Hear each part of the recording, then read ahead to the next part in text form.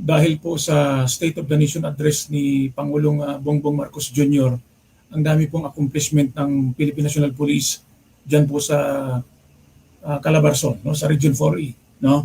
Kamakailan lamang ho, mayroon pong ibinalita na napakalaki pong accomplishment ho. Halos ho, nasa 18 o 16 to 18 million ho ang kanila pong nahuli po na mga petroleum, no?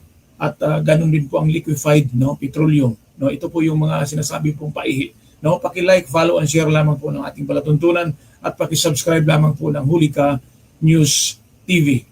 Paki-share lamang po ito. Okay, magandang hapon Pilipinas.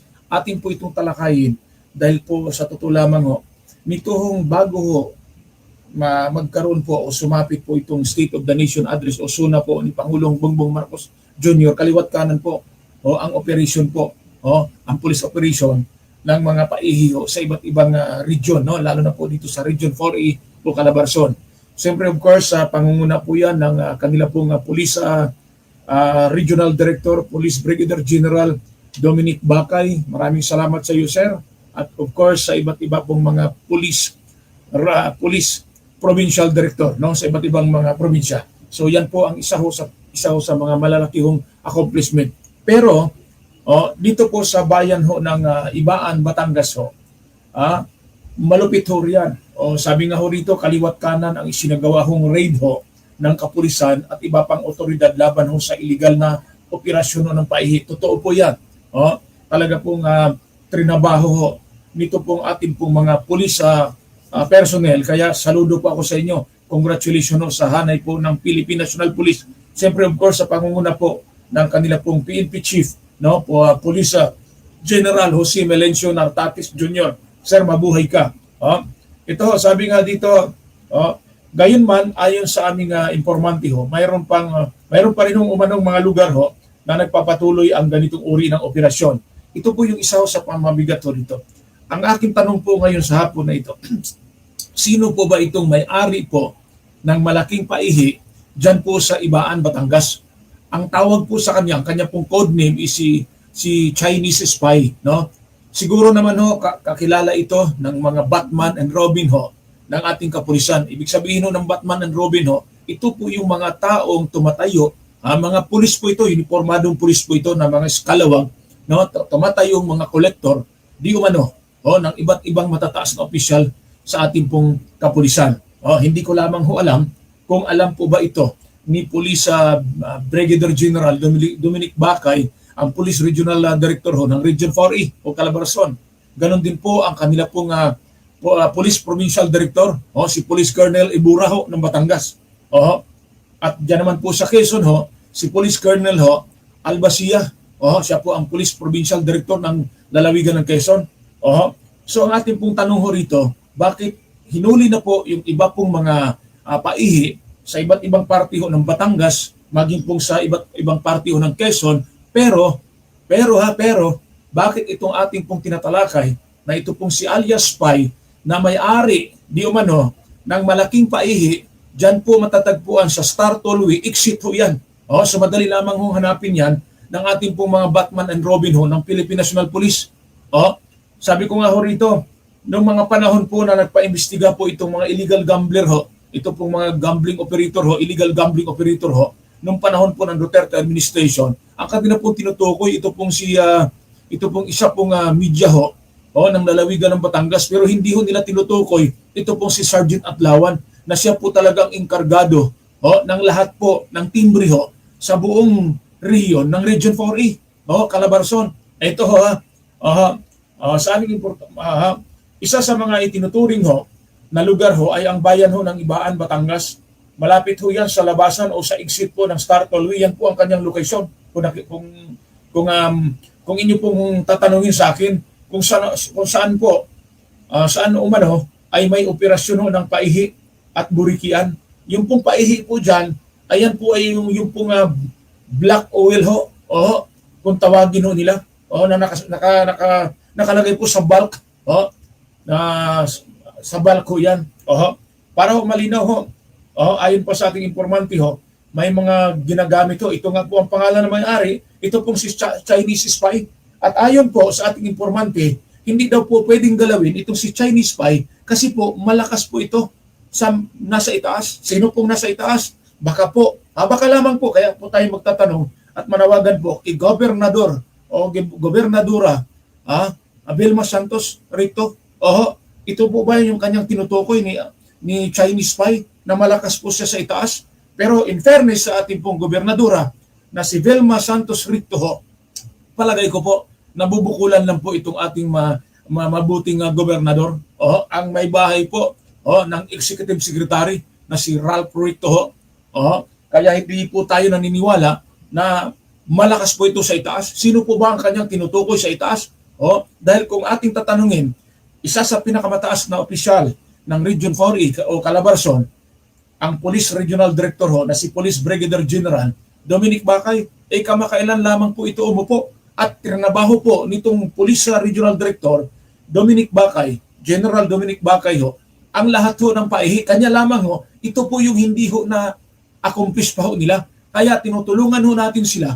Tinutulungan natin si Police Regional Director General Bacay upang pong matuntun itong paihi na ito. Kaya nga po ang tanong ko, anong meron ito kay Chinese spy? Ay kung siguro yung dating Pangulong Duterte, baka maniwala ako na itong si Chinese spy ay malakas po sa gobyerno. Dahil po ang dati pong Pangulong Duterte o Pangulong Digong ay mahilig po sa mga Chinese yan. Paborito niya po ang Chinese ang mga inchik, paborito niyan. Pero ngayon bilang ang Pangulo ay si Pangulong Bongbong Marcos Jr., hindi po ako naniniwala. Pakishare lamang po ng ating programa. At ayon po sa ating informante ito nga po si Chinese spy, ang kanya pong bata na si Sergeant Mercado, ito po si Bani. Ang alias po nitong si Sergeant Mercado, ito pong si Bani. At syempre of course, ang pinakakatiwaldas po, di umano sa Region 4E o Calabarzon ay ito pong si Sergeant Adlawan at kanya pong kanang kamay na si Magsino. Mga pulis itong inipormado Ito po yung mabigat po rito dahil nagamit nila ang kanilang uniforme para sa mga gawaing illegal. Ito po yung mga sinasabing pulis iskalawag. Ang akala ko po, sa hanay ng PNP, sa Philippine National Police, ay okay na yung internal cleansing na sinasabi nila. Marami pa rin palang mga naiwan na mga tiwaling pulis, mga skalawag pulis na tinatawag natin. Di ba? Na tumatayo itong mga bagman na kumukolekta ng di umano'y payula at protection money sa mga nasabing illegal na naturang operasyon.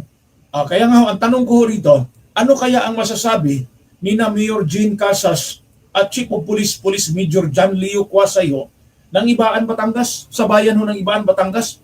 Kaano-ano ba nila itong si Chinese spy at ito pong si Sergeant Mercado? Bakit hindi ito mahuli-huli? Kung sa bagay hindi naman trabaho ng isang mayor hindi naman trabaho ni Mayor Jean Casas ang mag-operate nito.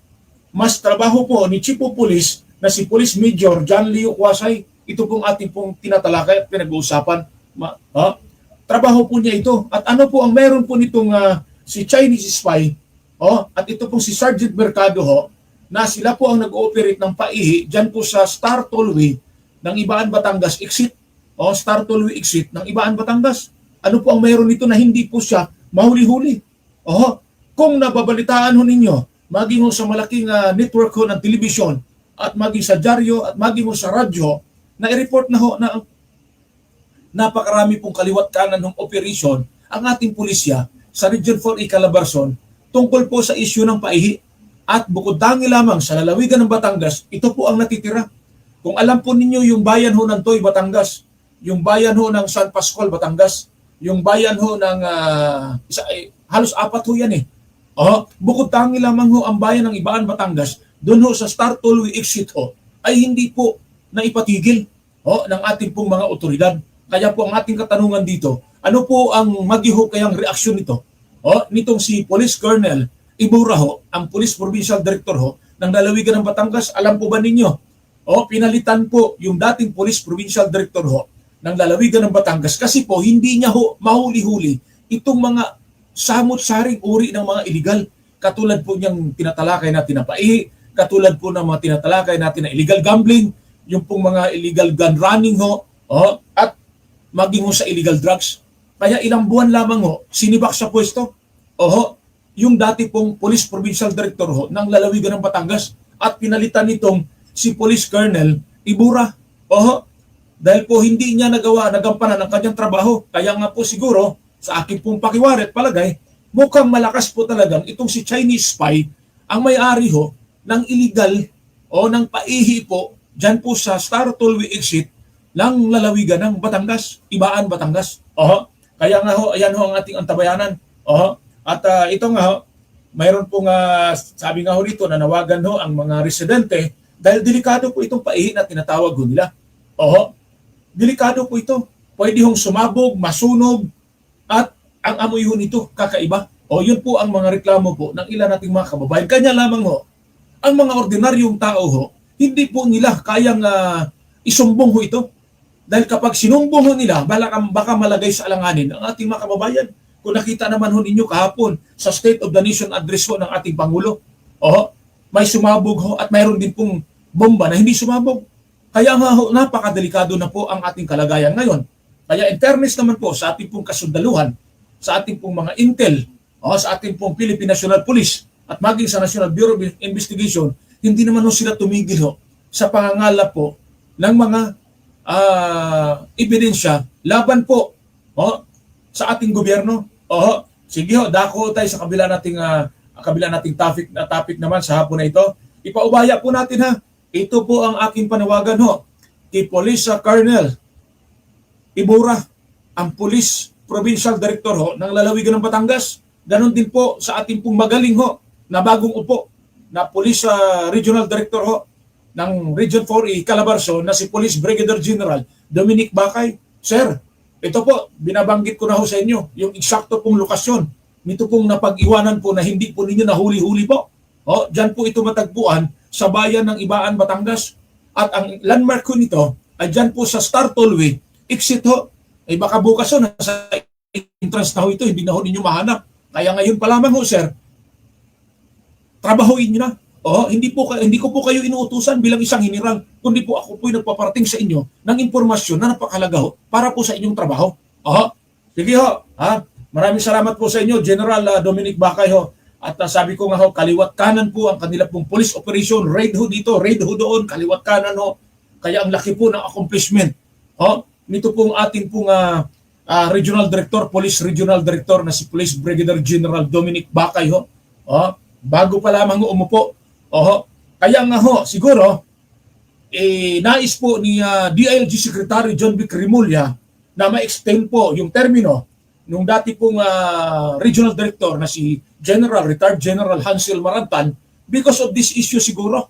Kasi simula pong maupo, ito pong sekretaryo ng Department of Interior and Local Government ho, na si SILG John Vic Rimulya ho, ang dami pong illegal sa buong Pilipinas.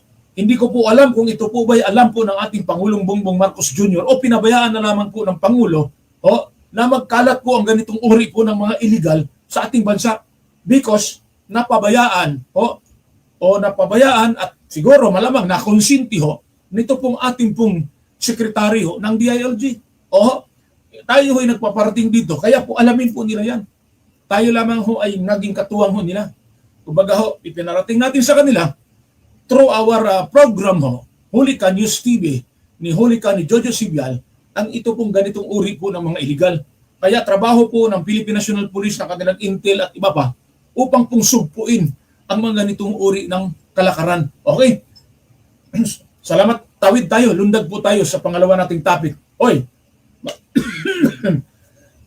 Excuse me po. Magandang hapon po sa lahat po ng Caloocan City Police Station. Marami pong salamat sa inyo. Pero meron po ako isang natuklasan. Ang alam ko po, hindi lamang po ito unang nangyari sa Caloocan City Police Station.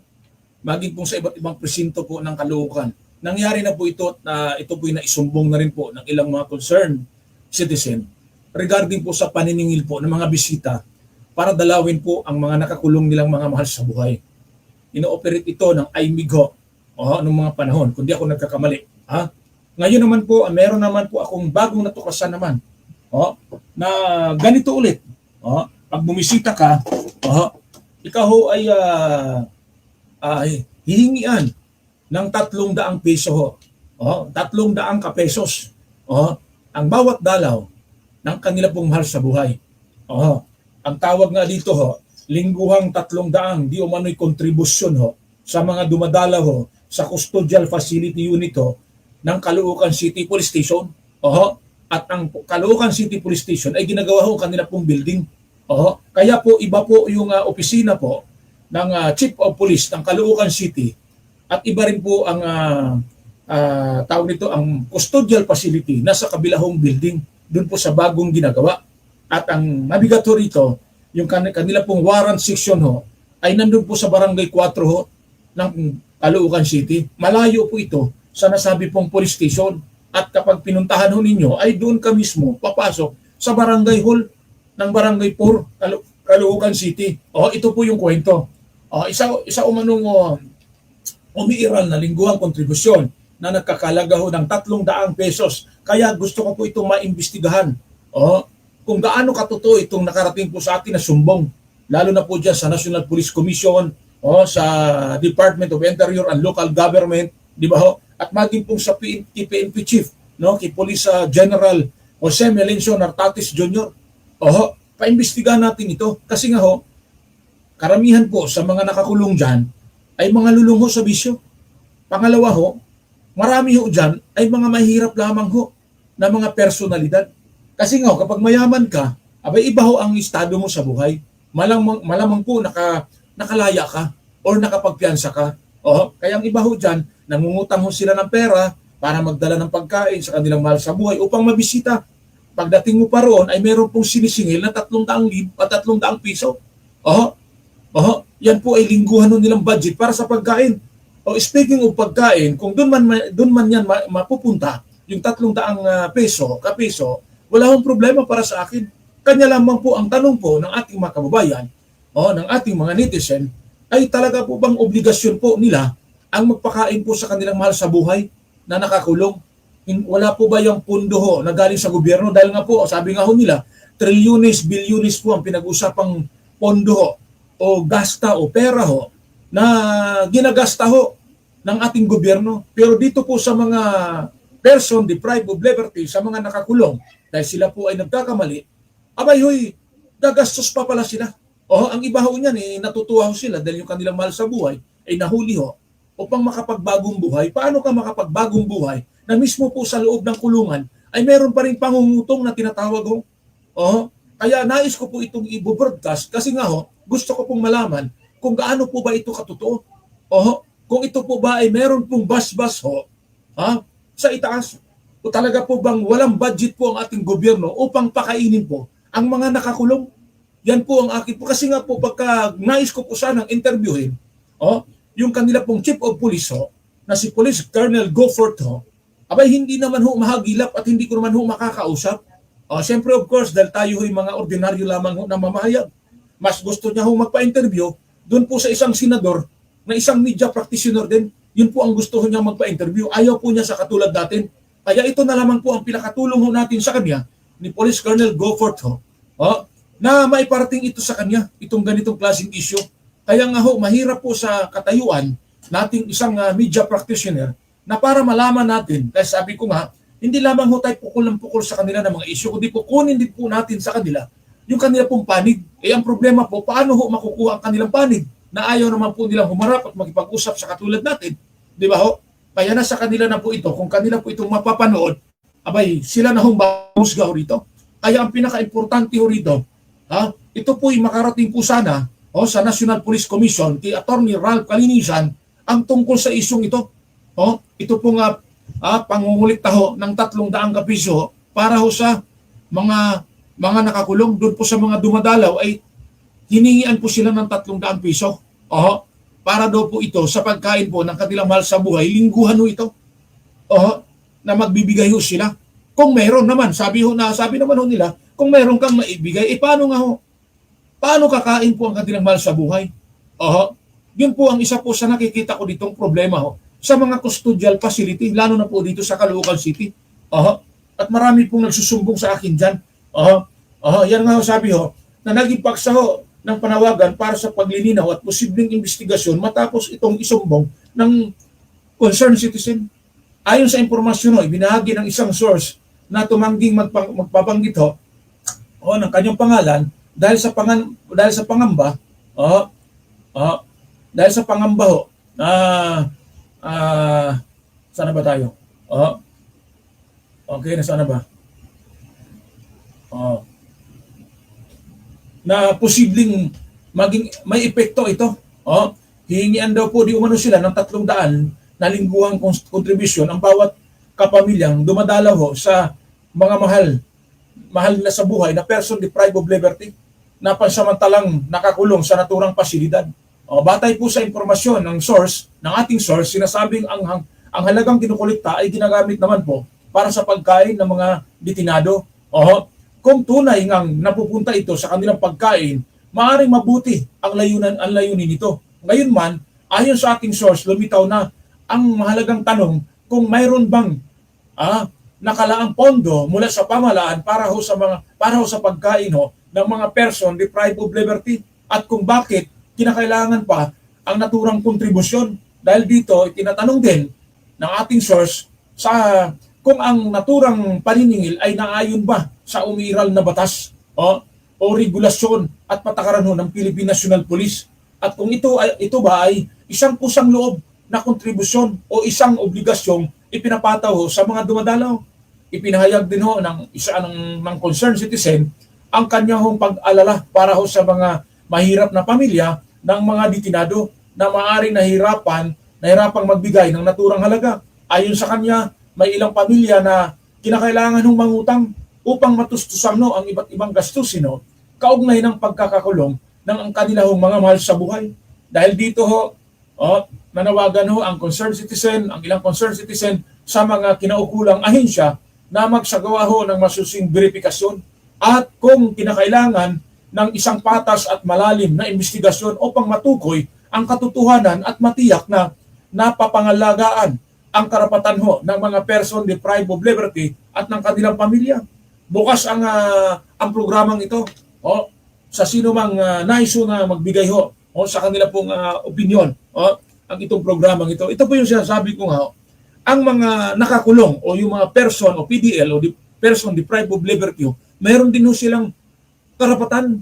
Kaya nga kung nakita ninyo yung mga ilan nating mga napapanood ng pelikula abroad, lalo na po sa bansang Amerika, ang mga nakakulong doon ay alaga sila. Full support po ang gobyerno para sa kanila because sa kanila pong karapatan. Pero dito sa atin, nasusuportahan naman din po. Kanya lamang po, itong mga ganitong katanungan, abay mabigat ito kaya na ang ating pong panawagan sa ating pong gobyerno na dapat itong maaksyonan o maimbestigahan dahil napakahalaga nitong ating tinatalakay. Okay? Sige, sa ating pong pangatlong topic, lundag po tayo. Everyday meron tayong 3 topic na tinatalakay. Iba't ibang mga issue po ang ating pong tinatalakay. Hindi na po natin talakayin ang laman po ng State of the Nation address po ng ating Pangulo dahil po yan ay napakarami na pong tumatalakay niyan. Dito na lamang po tayo sa mga bagay na iilan lamang po ang nakakaalam nito. Kung meron man, hindi po nila napag-usapan dahil hindi po nila ito hilig o kagustuhan na pag-usapan ang ganitong uri ng mga kwento. Ito naman pinakahuli nating topic kahapon tinatalakay natin ito. Pero hindi po nakarating sa mga kinaukulan o sadya ba talagang nagbulag-bulagan, nagbingi-bingihan at nagbubububuhan mali hindi naman bingi-bingihan. Yun po Ito po, sabi po, panawagan po ng mga residente ng Maragondon, sa bayan ng Maragondon, Cavite Mga residente nanawagan sila ng mas mahigpit na aksyon kontra sa umano'y illegal na sugal, illegal gambling sa kanila pong bayan. Nanawagan ng ilang residente, grupo ng kabataan, non-government organization, religious sector ng Maragondon sa lokal na pamahalaan ng Philippine National Police na paigtingin ang kampanya laban sa umano'y operasyon ng mga illegal na sugal sa kanilang bayan. At ang sinasabi rito, matigas daw po ito. Katulad po ito ni Chinese spy, yung pong may-ari ng paihi dyan po sa bayan ng Ibaan, Batangas. Ganon din po itong si alias Sami at itong si alias Arman. Ito po yung mga siga sa bayan ng Maragondon. At ang sabi po nila, kayang-kaya nilang hawakan ang ilong ni Mayor Arca at ang hepe po ng kapulisan sa bayan ng Maragondon, Cavite. Pero sa akin po, hindi ako naniniwala. Baka kwento lamang ito o upang pong maglagay lamang ho sa kanila na sila ay matikas talaga. Kasi hindi ako naniniwala na hindi kaya itong ipatigil ho ni Mayor Arca ho ng Maragondon, Cavite at maging ho sa kanilang hepe ho. Hindi ako naniniwala na hindi po niya kaya itong ipatigil. Lalo na po sa kanila pong Police Provincial Director na si Police Colonel Ariel Reid ho, na napakaraming accomplishment ngayon. Kaya ang pakiusap po ng mga residente ng bayan ho ng Maragondon, Cavite, ito po'y makarating ho kay Police Provincial Director Colonel Ariel Reid ho, na para patugunan ang kanila pong suliranin tungkol po sa issue po ng illegal gambling ho sa bayan ng Maragondon, Cavite.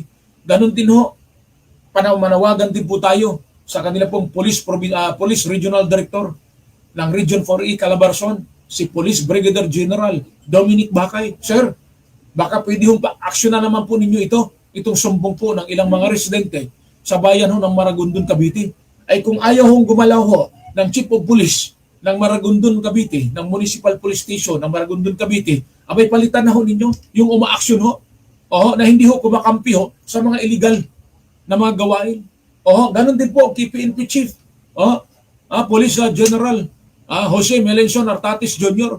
Sir, yung pong ang isa hong photographer, isa pong cameraman ay hinuli po ng inyo pong kapulisan. Bakit ito pong illegal na pasugalan na ito ni alias Sammy at Armando hindi po kayang hulihin po ng inyong mga bataan dyan po sa Municipal Police Station ng Maragondon, Cavite? Kaya nga po sabi ho dito, ayon sa dalawang Kaykoy-Kulukoy, malakas daw po sila sa mga pulis at opisyal ng bayan, kaya hindi kayang ipatigil ang kanilang sugal. How true ito, Mayor at Hepe? How true ito, Yorbi at Hepe? Sige nga, hulihin ninyo itong kanilang pasugalan, dahil kung hindi ninyo kayang hulihin, ay totoo nga ang sinasabi ho ng dalawa na sila po'y malakas. May padrino ho sila sa itaas. Ayon sa mga nagrereklamo ho, lantaran po ang kanila pong illegal na pasugalan mismo sa bayan ho yan. At may mga minor de edad. Ang masama ho rito, may mga minor de edad. Kaya paging ho sa Maragondon na Cavite ho, Municipal Social Welfare and Development, nakainyo naman pong i-monitor ito. At ang masama ho rito, sabi po ng ilang mga magulang, mga concerned parents ho, abay may curfew hours na 10 o'clock. Pero minsan ho, nauwi sila, ang mga kabataan ay alauna na ho. Dahil nandun na po nagsusugal o naglalaro ho. Na dapat po, meron lamang po itong hangganan hanggang alas 10 ng gabi, doon po sa mga minors. Wala na ho tayong pakialam doon sa mga nasa tamang edad. Kasi wala naman ng curfew sa kanila. Di ba ho? Kaya nga ho, sabi nga ho rito kung hindi talaga kaya itong ipatigil, malamang totoo ang sinasabi nitong dalawang Kengkoy-Kulukoy na si alias Arman at alias Sammy ho, sila po ang nag-ooperate o may-ari po nitong pasugalan sa bayan ho ng Maragondon, Cavite.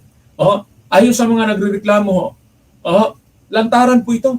At ang masama ho rito, malapit lamang ho ito sa municipal hall, sa munisipyo at maging ho sa tanggapan po ng hepe po ng kapulisan. Ito pong si Municipal Police Station. Kaya nga po, iniginiit po ng mga residente na tila ho hindi na aksyonan ang umanay operasyon ng mga ito sa kabila ng naunang kampanya ng Philippine National Police. Sa ilalim po, noong mga panahon ito, meron po silang sinasabing one strike policy. Laban sa illegal na sugal. May mga aligasyon din na ang ilang operator ay may proteksyon mula sa ilang tiwaling opisyal. Nanawagan din ho ang mga kababayan ng mga kababayan dyan po sa Maragondon, Cavite na maaksyonan po ito ni Maragondon Mayor Lawrence Ombi Arca at ganoon din po kay PNP Chief General Jose Melencio Artatis Jr. doon po sa kay Police Regional Director ng Region 4E, si Director Police Brigadier General Dominic Bakay at ganoon din po ang kanila pong Police Provincial Director ng Cavite na si Ariel Reid si Colonel Ariel Reid na magsagawa ng masusing investigasyon at tiyaking maitupad ang batas laban sa illegal na sugal. Yan po ang pinakamabigat dito. Dahil kapag hindi ito na-aksyonan po ng kanila pong Police Provincial Director ng Cavite na si Police Colonel Ariel Reid, ay malamang mayroon po itong tinatawag talagang totoong sinasabi ng ilan po nating mga concerned citizen na baka may protection money nga ito para sila makapag-operate ng kanila pong illegal napasugalan. Okay, maraming salamat po sa inyo at isang mapayapat magandang hapon po sa ating lahat. Magkita-kita tayo muli bukas para po sa bagong segment naman po natin ng ating programa, Huli Ka News TV. Paki-subscribe lamang po at paki-share ng ating palatuntunan. Maraming salamat po sa inyo. Thank you so much. Thank you. Bye-bye.